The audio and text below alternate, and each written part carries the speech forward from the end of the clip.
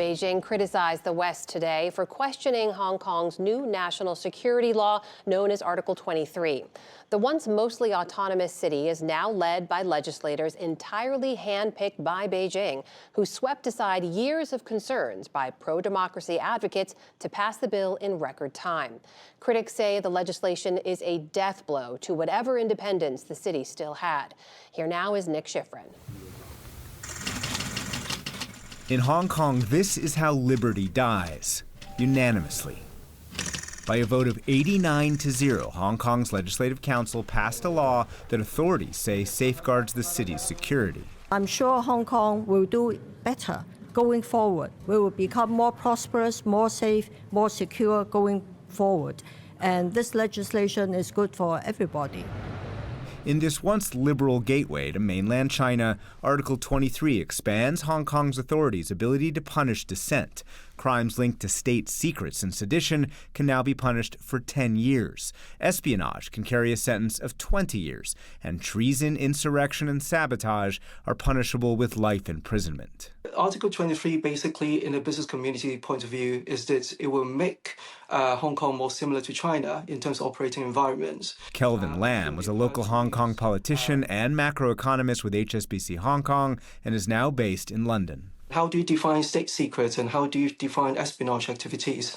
It's up to the prosecutors. And as you know, that judicial independence in Hong Kong is now kind of not completely there anymore. So that's why the foreign businesses are more worried about this kind of new law. Free Hong Kong! Free Hong Kong! For decades, Hong Kong prided itself on its freedom of speech. And in 2019, tens of thousands of demonstrators protested a law that required extradition to mainland China. In July, the protesters turned violent and occupied the Legislative Council. One protester told me that day he was unrepentant. Some may say we're blocking the glass door, the entrance. We are breaking every of the government properties. But yeah, they can say it's a violence, but the tyrant's dead. Beijing used the violence to pass a national security law that jailed thousands of peaceful protesters, shut down independent media, and imprisoned pro-democracy activists. The U.S. said Article 23 further silences Beijing's critics. We believe that these kinds of actions have the potential to accelerate the closing of Hong Kong's once open society. But the law's backers don't seem to care about foreign criticism or international financial anxiety. Hong Kong is such a beautiful place for doing business and traveling into Hong Kong. So if they don't come, if they don't do business here, they miss their chances. For perspective on what Article 23 means for Hong Kong, we turn to Anna Kwok, Executive Director of Hong Kong Democracy Council, which fights for democracy and human rights in Hong Kong. The government of Hong Kong has levied a bounty of 1 million Hong Kong dollars for her arrest. Anna Kwok, thank you very much. Welcome. Thanks for having me. To the NewsHour. The national security law that we described that Beijing, Hong Kong passed a few years ago already stifled protesters, already stifled media freedoms, already silenced dissent. So how does Article 23 go further? Well, you're right that the national security law was implemented in 2020, and it was definitely a watershed moment for Hong Kong. But if the NSL was a watershed moment, I would say Article 23 is actually a nail in the coffin on Hong Kong as this global international financial hub that we have seen. Because with Article 23, there's this ambiguous theft of state secret. You don't even know what state secret is. And there's also intention to apply the law to Hong Kongers abroad and also to foreigners who work in Hong Kong, foreigners who have some sort of relations of Hong Kong, and now even communicating with foreign organizations can also be accused of breaking Article 23. So it really expanded the legal ground for the government to criminalize Hong Kongers for basically just having connection to the outside world. So that would definitely change the future of Hong Kong forever. Authorities in Hong Kong, as you heard in that story, say the law was necessary because it'll make the city safer and because this ends the the risk of violence in Hong Kong. What do you say to that? Well, I think we're all very clear about where the violence is in Hong Kong. It's from the Hong Kong police force. And I definitely do not think that, Article 23 is actually addressing what they want to address. But instead, I think it's their way to please the Beijing government and also to really double down on the kind of global authoritarian expansion that the Chinese Communist Party has been conducting everywhere in the world, including in Taiwan, including in Southeast Asia, many other countries. As we've said, so many activists, pro-democracy demonstrators are already in prison. Yeah. Could Article 23 be applied retroactively and actually extend their sentences longer?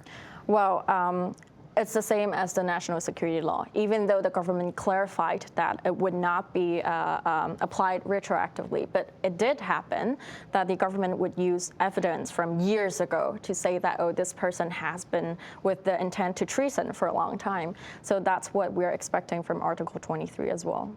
And could it also be used, as you mentioned, against overseas activists, even perhaps without the people who are living overseas, without their knowledge that Article 23 is actually being imposed or being used against them, whether it's about passports or about anything else? Yeah, definitely. So last year there was the case of a Hong Kong student, studying in Japan. She only found out that she was accused of breaking the law once she entered Hong Kong, once she, left her flight.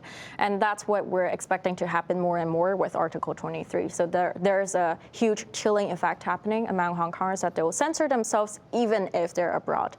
And with the passport in Article 23, it also mentioned that absconders like myself will have my passport invalidated by the government. Now, how they will actually do that, it's not clear because they cannot come to the U.S. and collect my passport per se, but they will definitely make it known to other governments around the world that these passports of people will be invalidated. And it's also very likely that people will only find out when they try to use that Hong Kong passport to pass customs and pass borders.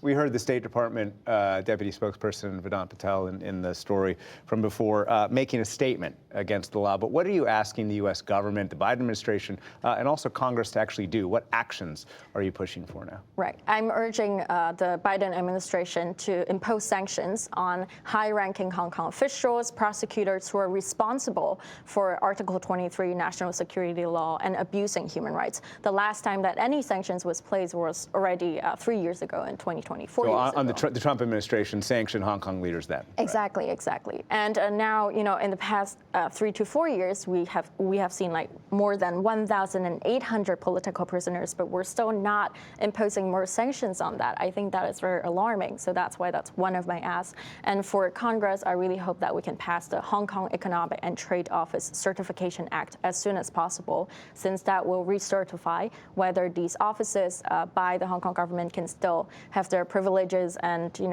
rights here in the U.S. Essentially, Hong Kong diplomats who are based in the United States, not Chinese mainland diplomats, but Hong Kong diplomats who you believe have been acting inappropriately in the United States? So they definitely receive orders from Beijing, and they have also conducted surveillance against Hong Kong diaspora in the U.S. So that has really posed a lot of danger for us. And we have also seen how Hong Kong government utilized their network here in the U.S. to lobby against legislations that we're pushing forward. So that's why having these offices here will be very dangerous, in terms of transnational repression as well going forward. And finally, a little personally, if you don't mind, you were anonymous back in 2019 when some of those protests that we were showing were spreading. You started your public advocacy in 2021, and as I said, today you have a 1 million Hong Kong dollar bounty on your head. The U.S. government has accused Beijing of transnational repression. Do you feel safe here?